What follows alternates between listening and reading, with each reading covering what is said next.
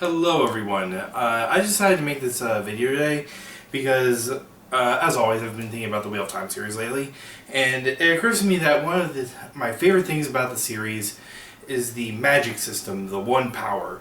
And it occurs to me that the reason I love it so much is because it is a hard magic system. Now, if you're not familiar with that term, a hard magic system is a magic system that is very internally consistent, has its own rules, and the author makes sure to follow those rules.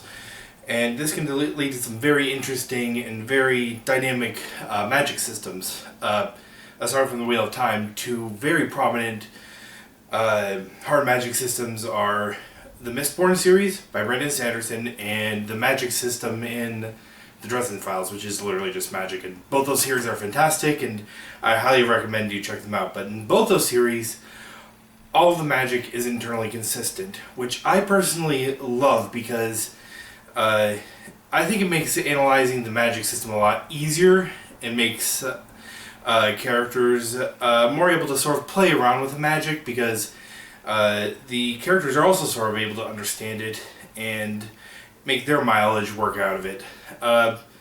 In contrast, a soft magic system would be something like Lord of the Rings, where most of the magic in that universe is more or less supernatural. Yeah, that would be the best word, because Gandalf is actually a low-ish level angel, and that's where he derives most of his power from. Whereas in the Wheel of Time universe, all of the magic comes from the One Power, and there are limitations on it, yes. Only men can channel the male half, only women can channel the female half. The male half has been tainted. Also, you can link together to increase the dexterity and power of what you're working with, but only women can start the circle, and women and men can only join after the circle has been started. Generally, you're stronger. People are stronger in certain aspects of the power and less proficient in other areas. For example, men tend to be stronger with powers that involve earth and fire, whereas women tend to be more strongly associated with wind and water. There's also another part of the power called spirit, which is divided equally between both men and women, but that always leads to very interesting dynamics because a lot of times you can achieve the same effect with many different types of the power. So, for example, if you were to put out a candle, a male channeler might just use fire to dissipate the heat from said candle, whereas a woman might use a small puff of wind to blow the candle out. And that's just a very minor example.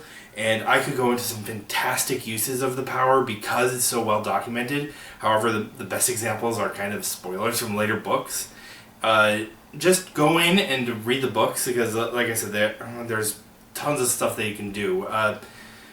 Basically, when you use the power, you have to weave it together sort of like with threads.